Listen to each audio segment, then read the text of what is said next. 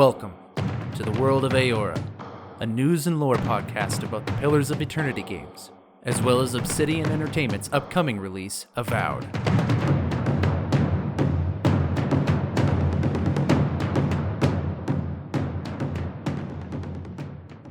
Hello everybody and welcome to another episode of the World of Eora. I'm your host Eric aka Gingerino. Thanks everyone for joining me on a very special episode as we dive into the Avowed Deep Dive reveal that we had at the Xbox Developer Direct on January 18th, 2024. For those new to the show, welcome to the show. Glad to have you here. On this show, we focus on diving into the lore that is the World of Eora, which is where Avowed is taking place. And we learn a lot of the stuff that we can get from two other games, Pillars of Eternity 1 and Pillars of Eternity 2, Deadfire, which are also set in the World of Eora. So if you're new here and you are wanting to learn more about the world, this is the place to be. And today I'm going to be going through the Developer Direct that we saw, and I'm going to be talking about any related lore that we see in that episode. For those who are deep Pillars of Eternity nerds or you've been listening to this show for a long time, I will also try to include some speculation and interesting lore that maybe we haven't seen before, but I'm going to be honest with you ahead of time, there wasn't a ton in there that I saw on first glance or even a second or third rewatch that is going to stand out as very new or very odd. There's a couple things that we can speculate on, but nothing crazy. But still, we're going to go through it, and we're going to talk about the lore we see today. So whether you're an old listener or a new listener, happy to have you here, and let's dive into the episode for today. I am going to also, as we go along, make sure to note any other episodes of mine to listen to if you're wanting to catch up on stuff that you haven't listened on, or if you're like, that sounds interesting, I'd like to hear more about that. I'll recommend you an episode to check out that I've done before on just such a topic. For those of you new, you might find it helpful if you don't want to dive through all 80 episodes that we have on here. You can just chew the content that's relatable to you or things that are interesting to you. And moving from here on forward, I would like to try to tie a lot more of the lore towards what we're going to be seeing in Avowed. But for those who have been long-term fans, don't worry, we're still going to touch on some of the esoteric lore from Pillars of Eternity exclusively. You know, I recognize there's new listeners out there, and I want to help them get on board with as little intimidation as possible, if that makes sense. Anyways, enough said, let's dive into the trailer. So what did he tell you? That Captain Ruiki was sick? That I was paranoid? That I was a dumb baby? I heard it all often and loudly. All right, so first thing I want to talk about is actually before the Avowed section actually starts. In the introduction to the Developer Direct, there's one thing, and this isn't Avowed related, but it's Obsidian related. When there's a man in a hallway and he's doing kind of like a cartwheel handstand kind of thing, if you pause the screen and you look off to the far right, you can see the words Project Michigan on a wall written on there with a marker. I want to thank Ethics Gradient from, I want to say one of the Avowed related Discords, sorry, I can't remember exactly which one, pointed this out to me. And it doesn't really confirm much other than there is a project at Obsidian called Project Michigan, or at least there was an idea for one good enough that it was worth writing down on a board. People have known for a while, or at least they've speculated with, I think, some sound reasoning, that there is another game in development at Obsidian besides The Outer Worlds 2 and Avowed. And it seems like this Project Michigan might in fact be that game. So again, not Avowed related, but just interesting to have a name for an unknown project. So before we jump into the actual video of this deep dive, let's just set the scene for what we know about Avowed already in a really quick way. So one thing that we know is that your character is an envoy from the nation of the Aedyr Empire, and you are being sent to the Living Lands to investigate a soul corruption that's going on there. We know from interviews with Carrie Patel, is what she said in this video that we're about to watch, that your character somehow has a personal connection to the Living Lands and the secrets that it holds, as well as the story that we're going to be seeing here. There's a number of things that we could ask ourselves here, and there's a lot of lore that we could tie into, but I'm not going to get too deep into it yet. We're going to take into it one step at a time. But first off, let's cover off the basis of what we just said here. So our character is an envoy from the Aedyr Empire. I'm not going to go into depth of all that the Aedyr Empire is. If you're interested in that, check out episodes 4 through 6 of my podcast, where I dive into the history and the culture and the language of the Aedyr Empire. But in short, the Aedyr Empire is one of the worldwide superpowers within the world of Eora. So they are one of the 3 main old empires that have been around and exploring the world and growing in population and technology, and they've been growing for the past couple hundred years. It would be the Aedyr Empire, and then the Empire of Rauatai, as well as another empire called Grand Valia, which has since then collapsed by the time of Pillars of Eternity 1 and 2 and is referred to now as Old Valia. So we have the Aedyr Empire, the Rauatai Empire, and the now defunct Old Valia. The Aedyr Empire is the one that your character comes from. If you're more interested in learning about the Empire, again, check out episodes 4 through 6 there. One thing about the Aedyr Empire that's important for us to note is that it's primarily comprised of humans and elves as its population, which is largely the reason we're surmising anyways that your player character can only be a human or an elf, is because mainly what an Aedyr Empire is. And if you're an envoy from the Aedyr Empire, that means you're representing the nation in some way, shape, or form. So you're probably someone who's, I don't want to say this, but, this is the best way to get across is you're a pure blood Aedyran, so you're probably someone who's come from some level of importance that we don't know that for sure. But yeah, so the Aedyr Empire, they have a lot of interesting history. They have some holidays. They have some sort of a monarchy as their government. They have a king called the Fairconing. They have a history of how the humans and the Wood Elves got together to form the Aedyr Empire because they used to be separate, and then they expanded out into the world and started forming colonies, which actually is the first setting for the Pillars of Eternity game. It's a lot of interesting stuff, I guess, if you're a nerd like me. Their virtues are duty, efficiency, loyalty, modesty, purity, and their vices, the things that they abhor in their society, are inconstancy, sloth, sloppiness, impunctuality, and mixing work and leisure. So that's just a very quick overview of the flavor of the people that they are, if you will. So we've covered Aedyr Empire and what it is, and we've covered that your character's an envoy from there, and they're being sent to the Living Lands. I talk a little bit about the Living Lands in the rest of this episode a little bit later, so I won't talk about that here. I'll let you listen to that in a second. But we're here to investigate a soul plague. Now, what might that be? In the world of Eora, souls are a concrete thing, that is, they exist. It is a brute fact, they exist. It's not like a matter of faith, like, does you have a soul or does you not have a soul? Like, in this world, souls are real. They're an actual thing. In fact, you can actually study the soul. That is, more specifically, you can study the stuff that souls are made of, which is called essence, with a capital E. If you study essence, then you're called an animancer. You work in the scientific field of animancy. And we're going to get into it a little later, but it seems like one of your potential companions might actually be an animancer. So she studies the science of the soul and things that she can do with it. It's going to be interesting to see this play out in Avowed, and the reason that there might be a soul plague in the world is that there might be something going on with the cycle of reincarnation that exists within this world, which again is a brute fact. That's just a real part of this world, is that there's a cycle of reincarnation. There's even a pantheon of gods, but we're not going to talk about them on this episode. That'd be a little bit too much. So there's some soul plague going on, which is to say that the souls in this area are, I guess, being plagued, or there's something happening with souls that are trying to pass on into the cycle of reincarnation known as the wheel, or people are being infected. We don't really know yet. We don't have any details on it. There's just some sort of soul plague that you are able to uniquely deal with. Why your character can uniquely deal with this soul plague in the Living Lands, we don't really know. The best speculation I can offer is that one of your past lives in this cycle and reincarnation that exists, your character played some significant role in why the soul plague exists. That's the only thing I can think of, is that one of your past lives is connected to your player character. That's the only connection I can think of. So just jumping into the developer direct as we go in, Carrie Patel opens up the game, and she talks about what it's going to be like, and she talks about the game being set in the Living Lands. Now, I haven't done an episode specifically on the Living Lands, which I'm kind of shocked about, but that's because I covered a bit of lore about it in episode number 3, where I was kind of looking at a bunch of leaked information very early on when we were learning about Avowed. And in there, I discussed some stuff about the Living Lands. So if you want to check out episode number 3, then I do talk about the Living Lands there. To give a quick synopsis of what the Living Lands is, it is this frontier land within the world of Eora, which is to say that it's not an area of the world that has been currently fully explored. It's an area that's unknown to a lot of the main civilization within the world. Pillars of Eternity games are taking place in the early to mid 2800s AI, which is the calendar designation for this fantasy world. And there's a number of continents that have been explored or are the homes for different nations and empires that exist within this world.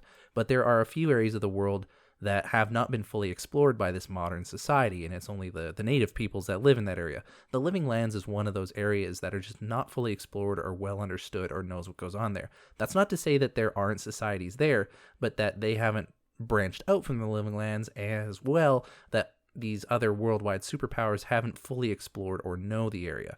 The Living Lands is supposed to be well known for its variety of biomes. Essentially, as you go from one valley to the next, there should be a completely different biome from one to another. So you could go from a lush jungle or forest in one valley, go over a ridge, and then you're into kind of a desert wasteland area in the next. So the Living Lands is actually a really great place, especially for like a creative game developer, if you're wanting to make a lot of different biomes. There is as well supposed to be a whole bunch of different plant and animal life that are very dangerous. Even the plants want to eat you here. So that's what the Living Lands are as we move forward. Nearly a half minute into the video, there we see this scene with a disembodied soul in front of a kind of greenish crystal with a light coming out of it. You'll be familiar with it if you've watched the video. That giant green crystal is something that's called Aedyr. Aedyr is a very important and unique resource that exists within this world. Aedyr is a giant green crystalline structure. It's a gemstone of sorts. But its most interesting feature is that it is like a conduit for soul energy. That is essence that we were talking about earlier. So essence can move into and through and even be housed in Aedyr, and it's an important part of the cycle of reincarnation. It's an important tool to use in animancy when studying the soul, and it plays a lot into the metaphysics of the world. If you want to know more about Aedyr and its role within the world at large, listen to episode 10 on my topic on the wheel, which is the cycle of reincarnation that exists, and how it ties into this kind of thing. But it's really interesting from my perspective to see this scene within the game because it confirms that we're going to be jumping into some of this like metaphysical stuff within the game, which I always find super interesting. Clearly going to tie within the soul plague in some way, shape, or form. As well, we do see the common themes of the color green and color purple. Green is the color of Aedyr, and purple we often see is represented as this soul energy, this essence. And so I think it's going to tie in some way. And because of Aedyr's unique ability to be a conduit for soul essence, you'll often see it, especially in different cultures in the world, you'll often see it as kind of like one of the center or focal points for a society, especially some of these tribal societies that we see that might be in the Living Lands. It's often thought that these giant pillars of Aedyr that jut out of the ground are like conduits for the souls of the dead to go to the beyond, right? And so it might be considered a holy or sacred ground to some people as a result. Throughout this entire video, we're seeing a lot of ruins that are dotted throughout the area. We're getting little clips here and there of like overgrowth in a place that has clearly been carved out by some intelligent creature. Now, there's a few ideas on who or what might have made these. One that I'm going to bring up a little bit within this episode are a set of dwarves that are related to dwarves that we see within one DLC from the first Pillars of Eternity game called the Pogrunan dwarves. They are probably some distant cousins of those kind of dwarves. The dwarves in the world of Eora, if you're interested in learning more about them, I have an episode on them. Number 56 is about dwarves in general, and then episode number 79, the one before this, is about the Pogrunan dwarves that we might see in Avowed. But for now, I'll give a little kind of quick summary here, is that dwarves in this world, they love to travel. They are the most well-traveled of all the races. That they just like to go everywhere and see absolutely everything. They try to settle down, but they don't really succeed at doing so because they just have this natural proclivity to go out and see what the world is. But when I'm looking at some of the ruins that we see within this trailer, we're seeing some that are they have the same influence as those dwarves from Pillars of Eternity White March DLC. And we also, later in this video, will see a statue that looks like a dwarf as well. And so it leads me to believe, especially since we've confirmed it in the lore, that the dwarves have been to the Living Lands and they have kind of set up shop at some point. They might have, at this point, left and gone to do other things, or they might be a culture of dwarves that we can actually interact with. Around the 51-second mark, you can actually see they're showing off the Aurora Borealis kind of thing going on in the night sky, but you can actually see what looks like a telescopic setup there just to the left of this giant fire. So if you're interested in taking a look, that you can go there. And we see the same architecture and a lot of the same symbolism in shots later on with, again, that dwarf statue and a few others. There is another ancient society of people, this would be thousands and thousands of years before these dwarves I'm talking about, called the Ingwithans. They might have been in the Living Lands. The Ingwithan people, I won't get into it too much because it's spoiler-related stuff for the first Pillars of Eternity game, but the Ingwithans were an ancient and advanced civilization that just suddenly disappeared. And so their presence in the living lands would be a big question mark for me and a lot of other people who are familiar with this world. Like, what was it they were doing there? Because they were up to some pretty big projects back in their heyday. Like, I'm talking like worldwide and impact kind of projects. So what would they be doing in the living lands? Could they have a relation to the soul plague? Could they have somehow caused it? We don't know. If you're interested in learning more about the Inquithans, I do an episode on them. Episode number 63. Spoiler warning, though, it spoils the games for Pillars of Eternity 1 and 2. So if you think you might be interested in playing Pillars of Eternity, maybe listen to only part of the episode. I give spoiler warnings in every episode I do, so you can know ahead of time, but just know that there's a lot in that one. There's going to be a lot of great secrets to discover, one of which has a really personal connection to you as the player character, and you're going to have a great time getting to know those secrets and leaving your mark on the world. And Carrie Patel goes on to say that there are secrets within the living lands in the story of Avowed that is connected to you and your player character, which again, I think ties into your character's previous lives within this world, because as I mentioned, the cycle of reincarnation exists within this world, which means anyone who lives in this world has had past lives. Their soul has lived in other bodies and lived those lives with them. And so there might have been a past life that our player character had, which was uniquely tied to either the living lands as a location or something that happened there, or it maybe has something to do with the soul plague. Either way, our character is tied to things that and the secrets that are within this game and its narrative. So I'm kind of interested in finding out what that's going to be. When we start getting into the combat of this game, I get a little bit excited. I'll admit I don't play these kind of games for the combat, so I'm not like super gung ho about it. But it looks like it's going to be fun. It looks like there's a lot of variability in the way you want to approach combat, and I like that because it means that if I find something that works for me, that I enjoy, then it makes the game that much more fun. It seems like we'll be able to use wands to cast really quick magical spells, that we can use pistols for sure. We're hoping that there'll be blunderbusses and arquebuses, which is like shotguns and rifles, but very old-timey style. Hopefully those will be there. I don't see why they wouldn't be, because they have been established to exist within this world. It's kind of 16th century era technology with those thrown in. But the combat looks interesting and fun. There's this little mechanic I noticed watching the video where this like kind of golden circle appears around an enemy just before it attacks you. So it seems like there might also be like a parry or a block mechanic to avoid damage. I'll talk a little bit about abilities as we move forward, but we've seen other magical abilities like the Tanglefoot. We've seen this quick bull rush ability, which is actually an ability from the Pillars of Eternity game. I can't remember exactly what it's called, but we see that when you have a shield equipped, you can rush forward and bash them with it. We don't know if abilities are tied to items or if they are like perks that you unlock as you level up. We don't yet know what the level progression is going to be like.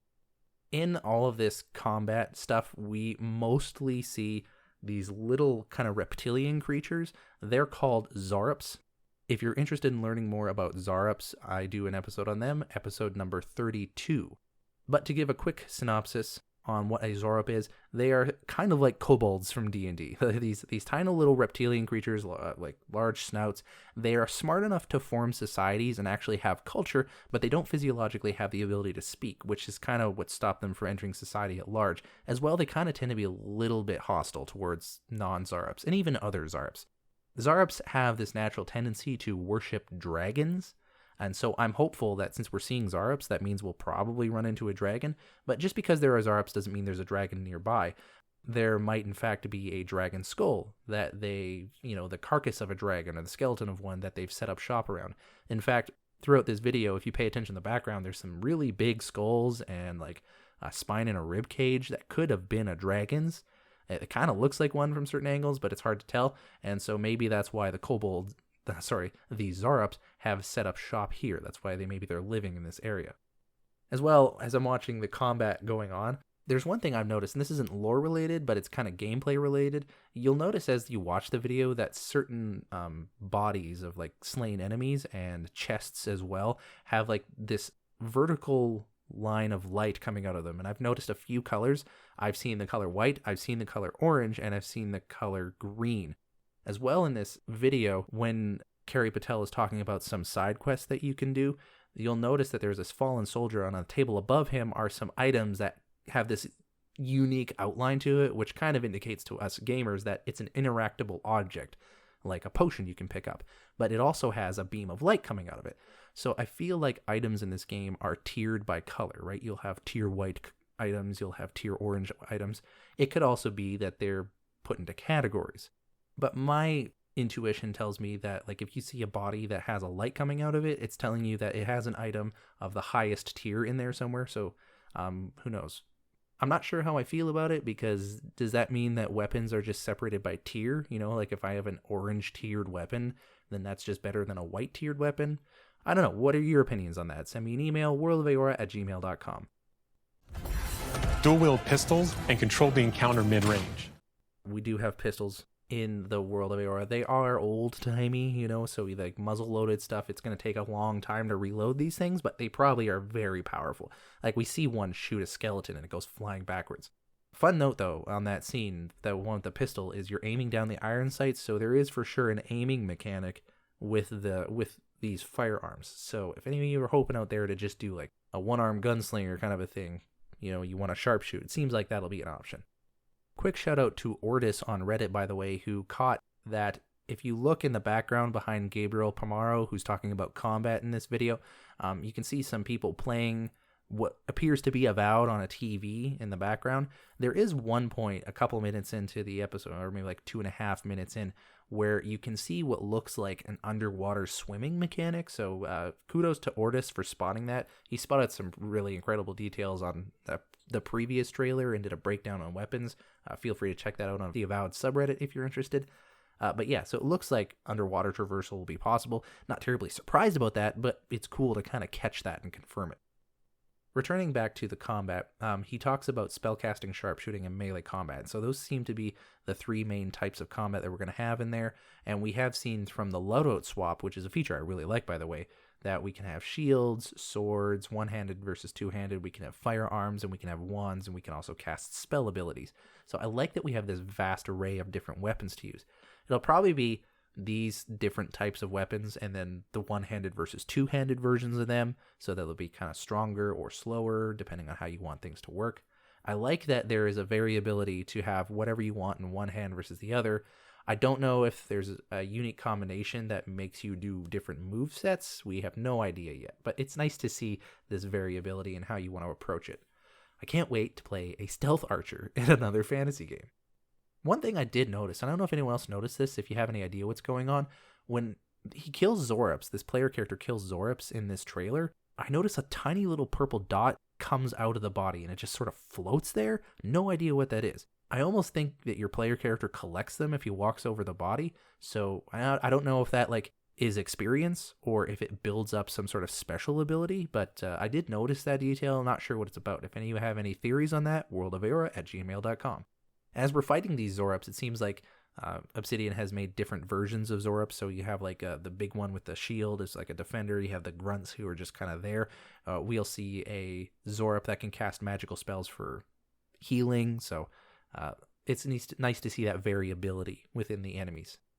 Another enemy that we do see here, though, besides the Xaurips and the weird mushroom bear, you see this like floating elemental type creature. If you're familiar with that kind of stuff from fantasy games, it's got like green rocks and regular rocks mixed in. That is, to the best of my knowledge, a earth blight, which is interesting to see here because earth blights are created under pretty extreme circumstances. Well, blights are created under extreme circumstances when soul energy is kind of like compacted so tightly that it fuses together and it just becomes this cacophony of chaos and madness. And that's kind of how these elementals are created. So to see one out in the wilds is interesting. You can just summon them if you have the abilities for it in Pillars of Eternity, so it's possible an enemy just summon this. I don't know if any of you noticed, though, when you defeat this blight, when he smashes it in half with this axe, it actually turns into two smaller blights. So I don't actually know if these are blights, but they really look reminiscent of that. So because it's important to like talk about the presence of magic and magic in this world. If you're interested in learning more about it, I do an episode on magic, and that would be episode number 25. And magic in this world is always just some manipulation with essence, the stuff that souls are made of. It's just interacting with essence in some way, because essence exists within you, it exists within these Xaurips, it exists within the rock and the grass and the trees and all around you, just in the air. And it's interacting and manipulating this essence in different ways that result in the magical spells that we see. So like when we see the Tanglefoot ability, theoretically speaking, it would be almost like you're calling vines from under the ground to come up and grab things. Obviously, that's not how it's going to work all the time, but this is a game, right? It's fiction, so like suspend your disbelief for a little bit, but like that's kind of the idea there. And then when you see these other spells, like for example, we see one where we cast this like purple-hued spell, these runes show up on the ground underneath a Xaurup, and a bunch of these little projectiles come flying out at them. That's more of a wizard-based spell, and wizards tend to control essence by trapping it in grimoires, which are books. They trap essence into books and they release them in certain ways that it results in this particular event. In this case, it looks like a magic missile type of spell. But yeah, all magic in this world is just dealing with essence in different ways. In other words, you're a gang of vigilantes. Not that I'm one to judge. So now I want to switch gears just for a little bit here. Near the end of the combat section of this video, and then moving into the like dialogue and NPC interaction, we see this character running around, this darker skinned woman who appears to be one of your companions, who we learned is someone named Giatta. Now, a little heads up, if you want to learn more about Giatta, you can actually go to avowed.obsidian.net, and on there is a fan kit you can download, which shows some images of her. There is also a cosplay guide that you can download, which shows you who Giatta is and how you can cosplay as her if you're into that sort of stuff. There's also a little bit of lore about Giatta, so I'm going to read that now. I'll try to give some contextual information for those who are not familiar with this world. But yeah, so we have here Giatta Castel, so Giatta Castel, hails from Fiormo Mes Inverno. Now, Fiormo Mes Inverno is probably a location, obviously. It sounds like a Valian type location. So that is another culture within this world. You'll remember I mentioned Old Valia and Grand Valia earlier in the episode.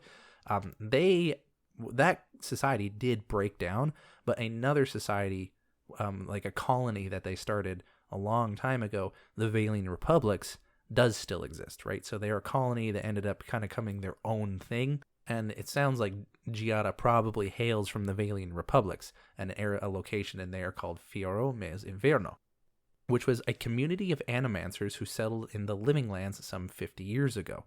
After losing her parents to a lab accident, she aims to finish their research and leave her mark on the science of souls. Her determination is outmatched only by her cheerful defiance to authority.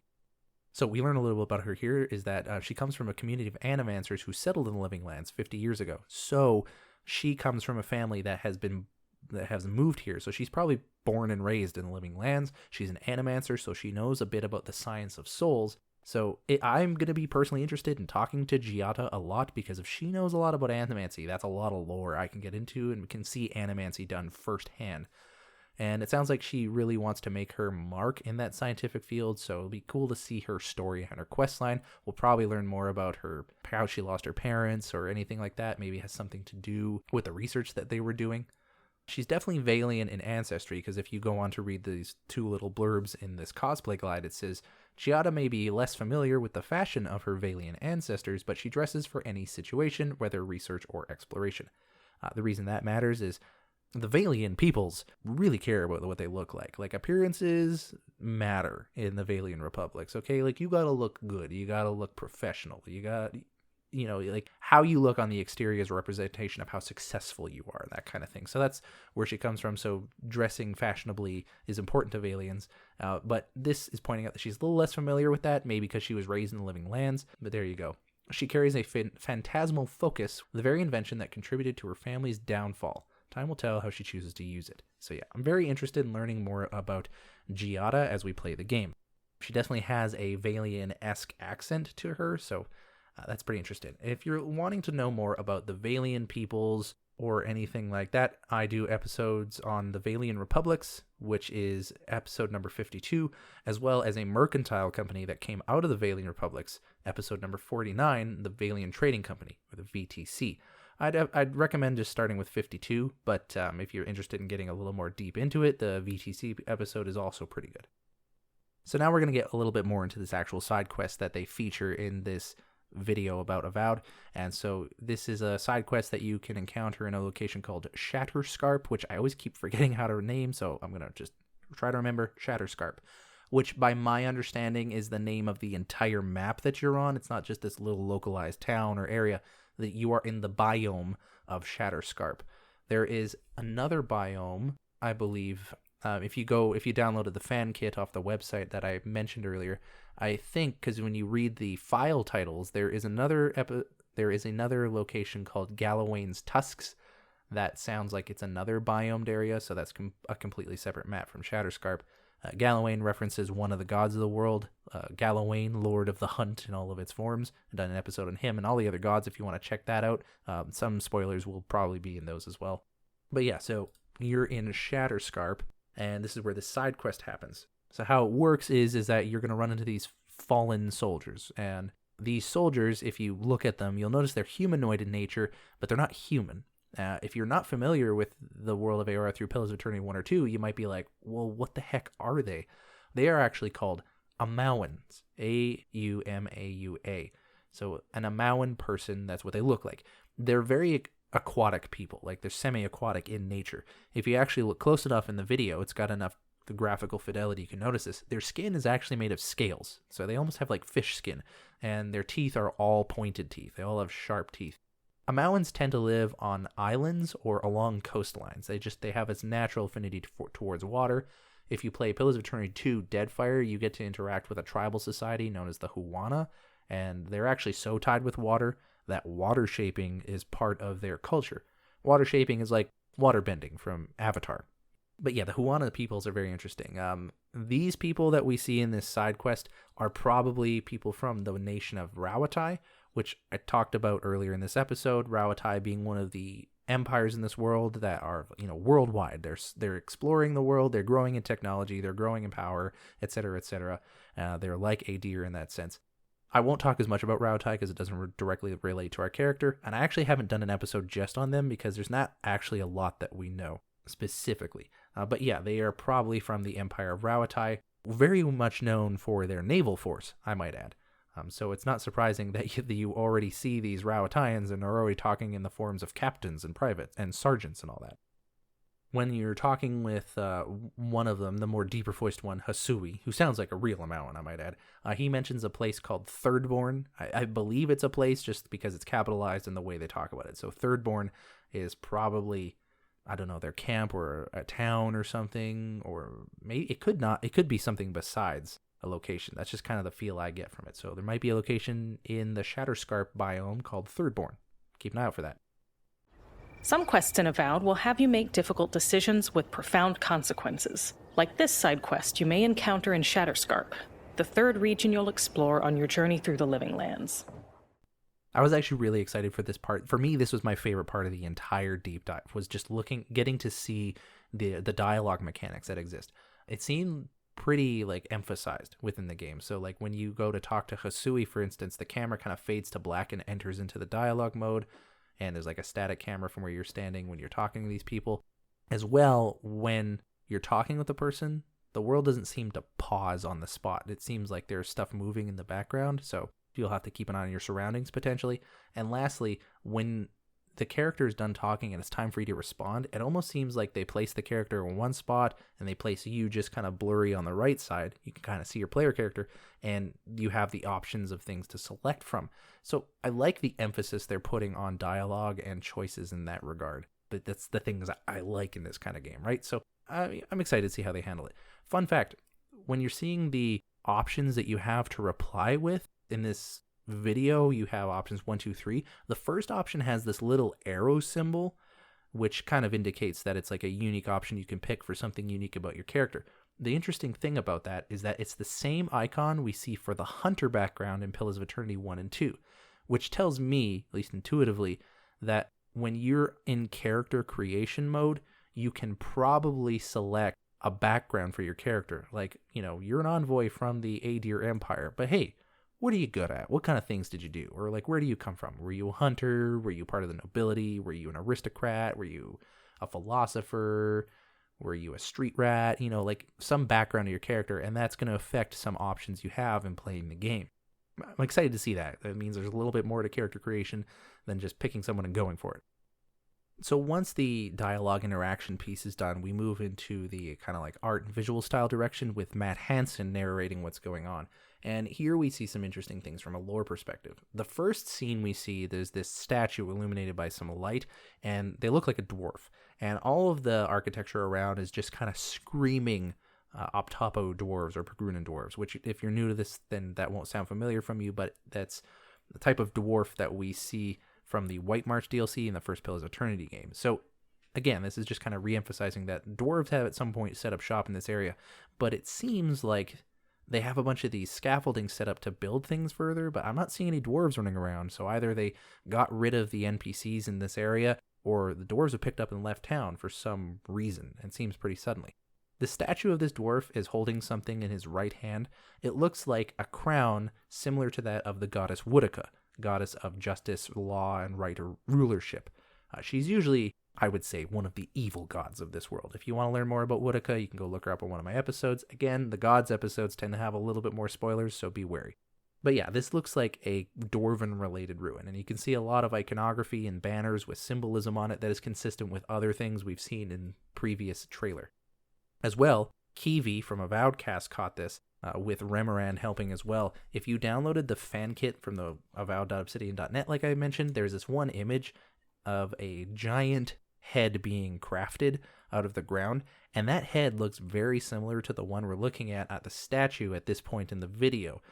So there's something about this particular dwarf that must be important, or they just depict all dwarves the same way.